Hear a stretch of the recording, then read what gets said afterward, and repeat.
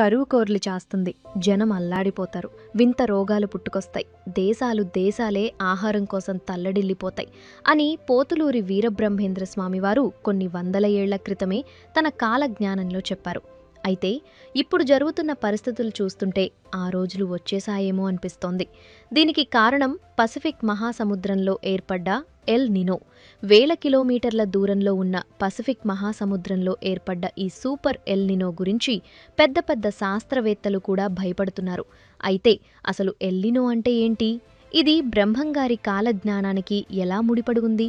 2026లో రాబోయే ఈ El Nino వల్ల మనకు కరువు రాబోతుందా? దీనివల్ల మనుషులు బ్రతకడం కష్టమేనా అనే విషయాలను ఈ వీడియోలో డీటెయిల్గా మీకు చెప్పబోతున్నాను. ఎక్కడా స్కిప్ చేయకుండా చివరి వరకు చూడండి. సాధారణంగా మనం వాతావరణం అంటే కేవలం ఈరోజు ఎండ కాస్తుందా లేదా వర్షం పడుతుందా అని మాత్రమే ఆలోచిస్తాం. కానీ వీరబ్రహ్మేంద్ర స్వామివారు చెప్పినట్టు ఇప్పుడు కాలం మారుతోంది. పసిఫిక్ మహాసముద్ర ఉపరితల ఉష్ణోగ్రతలు అసాధారణంగా పెరగడాన్నే శాస్త్రవేత్తలు ఎల్ నినో అంటారు. ఇది జరిగినప్పుడు ప్రపంచవ్యాప్తంగా వీచే గాలుల దిశలు పూర్తిగా మారిపోతాయి. 2026 జూన్ 11న అమెరికాకు చెందిన నోవా సంస్థ అధికారికంగా ఎల్ నినో ప్రారంభమైందని ప్రకటించింది.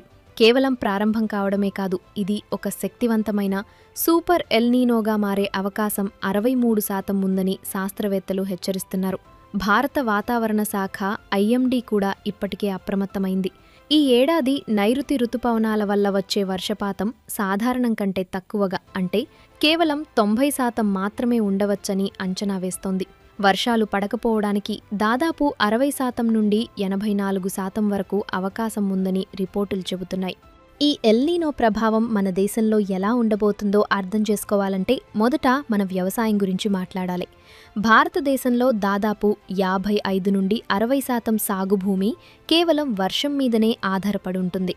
వీరబ్రహ్మేంద్ర స్వామివారు చెప్పినట్టు భూమి ఎండిపోయి బీటలు వారే పరిస్థితి ఇప్పటికే కనిపిస్తోంది. వాతావరణ శాఖ రిపోర్టుల ప్రకారం ఇప్పటికే దాదాపు 200 జిల్లాలను హై రిస్క్ జోన్లుగా గుర్తించారు. ముఖ్యంగా మరాఠ్వాడా, ఉత్తర కర్ణాటక, రాజస్థాన్, గుజరాత్, మధ్యప్రదేశ్ మరియు మహారాష్ట్రలోని కొన్ని ప్రాంతాల్లో వర్షపాతం చాలా తక్కువగా ఉండే అవకాశం ఉంది. జూన్ మొదటి వారంలోనే ఖరీఫ్ సాగు మందగించింది. గత ఏడాదితో పోలిస్తే సాగు విస్తీర్ణం దాదాపు 2 లక్షల హెక్టార్లు తగ్గింది. ముఖ్యంగా పత్తి సాగు 22% మేర పడిపోయింది.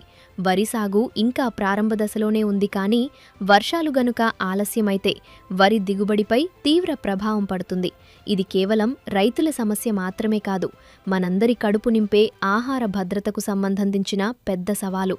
కాలజ్ఞానంలో చెప్పినట్టు ప్రకృతి తన గతిని మార్చుకుంటున్నప్పుడు భూమిలో తేమ శాతం కూడా చాలా తక్కువగా రికార్డవుతుంది. ఒడిశా, ఛత్తీస్గఢ్, హర్యానా, ఆంధ్రప్రదేశ్ వంటి రాష్ట్రాల్లో భూమి ఎండిపోతుంది.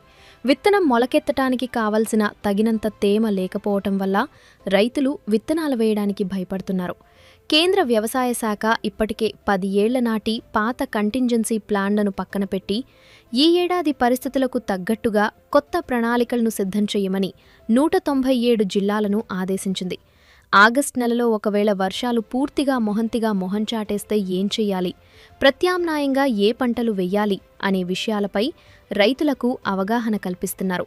మన దేశం పప్పుధాన్యాలు మరియు నూనె గింజల సాగులో స్వయం సమృద్ధి సాధించాలని లక్ష్యంగా పెట్టుకుంది. గాని ఈ సూపర్ ఎల్ నినో వల్ల 90% వర్షంపై ఆధారపడే ఈ పంటల సాగుకు పెద్ద దెబ్బ తగిలేలా కనిపిస్తుంది. మనం ఆహారం గురించి మాట్లాడుకున్నాం, కానీ నీటి సంగతేంటి? బ్రహ్మంగారు చెప్పినట్టు నీళ్లు లేక బావులు, చెరువులు ఎండిపోయే రోజులు మళ్లీ వచ్చాయా? అంటే ప్రస్తుతం దేశంలోని 166 ప్రధాన జలాశయాల పరిస్థితి ఆందోళనకరంగా ఉంది. సెంట్రల్ వాటర్ కమిషన్ డేటా ప్రకారం జూన్ మధ్య నాటికి మన రిజర్వాయర్లు కేవలం 28% సామర్థ్యంతో మాత్రమే నిండున్నాయి. గత ఏడాదితో పోలిస్తే ఇది 8% తక్కువ. ముఖ్యంగా దక్షిణాది రాష్ట్రాలు మరియు తూర్పు భారతదేశంలో పరిస్థితి చాలా దారుణంగా ఉంది. కర్ణాటకలోని భద్ర రిజర్వాయర్ కేవలం 3%, కబిని 17%, తమిళనాడులోని వైగై 10% మేర మాత్రమే నిండున్నాయి. మరి వర్షాలు గనక తక్కువగా పడితే తాగడానికి నీరు, పంటలకు నీరు ఎలా అందుతుంది? ఇది ఒక పెద్ద ప్రశ్న. జల్ జీవన్ మిషన్ ద్వారా ప్రతి ఇంటికి నల్లా కనెక్షన్ అయితే ఇచ్చారు, కానీ రిజర్వాయర్లలో నీరు లేకపోతే ఆ నల్లా నుండి నీళ్లు ఎలా వస్తాయి? దీన్నే శాస్త్రవేత్తలు రిలయబిలిటీ పవర్టీ అంటే పైపులు ఉన్నాయి కానీ లోపల నీరు లేని పేదరికం అంటున్నారు. బెంగళూరు వంటి నగరాల్లో ఇప్పటికే మనం ఇలాంటి నీటి కష్టాలను చూస్తున్నాం. మీరెప్పుడైనా గమనించారా? ఎండలు విపరీతంగా పెరిగినప్పుడు మన ఇంట్లో ఏసీలు, కూలర్లు ఆపకుండా తిరుగుతుంటాయి. కానీ అదే సమయంలో గ్రిడ్ మీద లోడ్ పెరిగి పవర్ కట్స్ అవుతుంటాయి. ఎందుకిలా జరుగుతుందో తెలుసా? ఎల్ నీనో సంవత్సరాల్లో ఉష్ణోగ్రతలు సాధారణం కంటే 2 నుండి 5 డిగ్రీలు ఎక్కువగా ఉంటాయి. దీనివల్ల దేశవ్యాప్తంగా విద్యుత్ డిమాండ్ ఇప్పటికే 240 గిగావాట్లు దాటిపోయింది. ఒకవైపు ఎండల వల్ల డిమాండ్ పెరుగుతుంటే మరోవైపు రిజర్వాయర్లలో నీరు లేక హైడ్రో పవర్ అంటే జల విద్యుత్ ఉత్పత్తి తగ్గిపోతుంది. ఇది మన పవర్ గ్రిడ్కు ఒక పెద్ద పరీక్ష. హరటెక్ గ్రూప్ వంటి సంస్థలు చెబుతున్న దాని ప్రకారం ఈ గ్రిడ్ ఒత్తిడిని తట్టుకోవడానికి 765 కిలోవోల్ట్ సబ్స్టేషన్లు మరియు స్మార్ట్ గ్రిడ్ టెక్నాలజీ చాలా అవసరం. కరెంటు కోతలు లేకుండా ఉండాలంటే కేవలం ఉత్పత్తి పెంచడమే కాదు, ఆ విద్యుత్ను సమర్థవంతంగా సరఫరా చేసే వ్యవస్థ కూడా ఉండాలి. లేకపోతే బ్రౌన్అవుట్స్ అంటే తక్కువ వోల్టేజీ సమస్యలు వచ్చి మన ఎలక్ట్రానిక్ వస్తువులు పాడయ్యే ప్రమాదముంది. ఒక్క నిమిషం ఆలోచించండి. ఒకవేళ వర్షాలు అసలు పడకపోతే మనం ఏం చేస్తాం? మన దేశం మొత్తం కరువులో మునిగిపోతుందా? బ్రహ్మంగారు చెప్పిన ఆ ఆకలి చావులు నిజమవుతాయా? ఇక్కడే వాతావరణ శాఖ మనకొక చిన్న ఆశను చూపిస్తోంది. అదే ఇండియన్ ఓషన్ డైపోల్. దీన్ని ఎల్ నినోకు వ్యతిరేక శక్తంగా చెప్పుకోవచ్చు. హిందూ మహాసముద్రంలో ఒకవైపు వేడి, మరోవైపు చల్లటి నీరు ఉండడాన్ని ఐఓడి అంటారు. ఒకవేళ ఈ ఏడాది పాజిటివ్ ఐఓడి గనుక ఏర్పడితే అది పసిఫిక్ నుండి వచ్చే వేడి గాలులను అడ్డుకుని మన దేశానికి వర్షాలను తీసుకొస్తుంది. 1997లో కూడా ఇలాగే జరిగింది. అప్పట్లో అత్యంత బలమైన ఎల్ నీనో ఉన్నప్పటికీ పాజిటివ్ ఐఓడి వల్ల భారత్ భారీ కరువు నుండి తప్పించుకుంది. ఈ ఏడాది కూడా జూలై, ఆగస్టు నెలల్లో పాజిటివ్ ఐఓడి ఏర్పడే అవకాశం ఉందని శాస్త్రవేత్తలు ఆశిస్తున్నారు. ఇక సామాన్యులను ఎక్కువగా భయపెట్టే అంశం ధరల పెరుగుదల. కాలజ్ఞానంలో చెప్పినట్టు ధాన్యం ధరలు ఆకాశాన్ని తాకే రోజులు ఇప్పటికే మొదలయ్యాయి. ఎల్ నీనో వల్ల పంటలు తగ్గితే సహజంగానే మార్కెట్లో బియ్యం, పప్పులు, నూనె ధరలు పెరుగుతాయి. రిజర్వ్ బ్యాంక్ ఆఫ్ ఇండియా అంచనాల ప్రకారం 2026 నుంచి 27 రెండో భాగంలో ద్రవ్యోల్బణం 6% దాటే అవకాశముంది. దీనికి తోడు అంతర్జాతీయంగా ఉన్న భౌగోళిక రాజకీయ ఉద్రిక్తతలు కూడా తోడైతే ముడి చమురు ధరలు పెరిగి రవాణా ఖర్చులు కూడా భారమవుతాయి. దీనివల్ల మధ్యతరగతి జేబుకు చిల్లు పడటం ఖాయం. మనం ఎక్కువగా దిగుమతి చేసుకునే పామాయిల్ ధరలు కూడా పెరిగే అవకాశముంది. ఎందుకంటే మలేషియా, ఇండోనేషియా వంటి దేశాల్లో కూడా ఎల్ నీనో ప్రభావం ఉంటుంది. కేవలం భూమి మీదనే కాదు, సముద్రం లోపల కూడా ఎల్ నీనో విధ్వంసం సృష్టిస్తోంది. సముద్రపు వేడి తరంగాలు అంటే మెరైన్ హీట్ వేవ్స్ వల్ల కేరళ తీరంలో చేపల వేట తగ్గిపోతోంది. ముఖ్యంగా మనందరికీ ఇష్టమైన మత్తి మరియు ఎంజల్ వంటి చేపలు వేడిని తట్టుకోలేక లోతైన సముద్రంలోకి లేదా చల్లటి ప్రాంతాలకు వలస వెళ్తున్నాయి. దీనివల్ల మత్స్యకారుల ఆదాయం పడిపోవటమే కాకుండా సామాన్యులకు చేపల ధరలు అందుబాటులో లేకుండా పోతున్నాయి. మన ఈ చేపల వ్యాపారంపై కూడా ఈ ఎల్ నీనో నీలి నీడలు పరుస్తోంది. అయితే వీరబ్రహ్మేంద్ర స్వామివారు కరువు గురించి చెప్పినప్పుడున్న పరిస్థితులు వేరు, ఇప్పుడున్న భారత్ వేరు. మన వ్యవసాయ వ్యవస్థ ఇప్పుడు చాలా బలంగా ఉంది.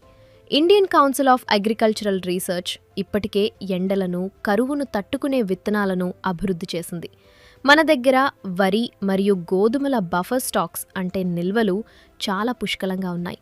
దీనివల్ల దేశవ్యాప్తంగా ఆహార కొరత వచ్చే అవకాశం చాలా తక్కువ.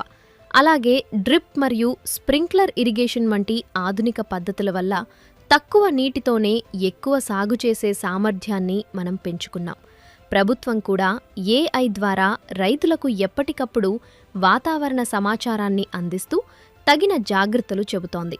ఐఐటి మద్రాస్ వంటి సంస్థలు ఇప్పుడు పసిఫిక్ సముద్రపు లోతుల్లో ఉండే ఉష్ణోగ్రత మార్పులను బట్టి 18 నెలల ముందే వర్షపాతాన్ని అంచనా వేసేసరి కొత్త టెక్నాలజీని కూడా అభివృద్ధి చేశాయి. వీరబ్రహ్మేంద్ర స్వామివారు తన కాలజ్ఞానంలో చెప్పిన విపత్తులు మనల్ని భయపెట్టడానికి కాదు, మనల్ని హెచ్చరించడానికి. 2026 సూపర్ ఎల్ నీనో మనకొక పెద్ద పాఠం. ఇది కేవలం వాతావరణ మార్పు మాత్రమే కాదు, మనం ప్రకృతిని ఎంతవరకు గౌరవిస్తున్నాం, నీటిని ఎలా వాడుతున్నాం అని ప్రశ్నిస్తోంది. రిజర్వాయర్లు ఎండిపోతుంటే, ఎండలు మండిపోతుంటే మనం చేసే ప్రతి చిన్న పొదుపు చర్య మనల్ని సంక్షోభం నుండి కాపాడుతుంది. నీటిని వృధా చేయకండి. సాధ్యమైనంత వరకు పర్యావరణ హితమైన పద్ధతులను పాటించండి. సో ఇది ఫ్రెండ్స్, ఈ వీడియోపై మీ అభిప్రాయం ఏంటో కామెంట్ చేసి నచ్చితే ఒక లైక్ చేయండి. అలాగే ఇలాంటి మరెన్నో ఇంట్రెస్టింగ్ వీడియోస్ కోసం మా ఛానల్ని సబ్స్క్రైబ్ చేసుకోండి.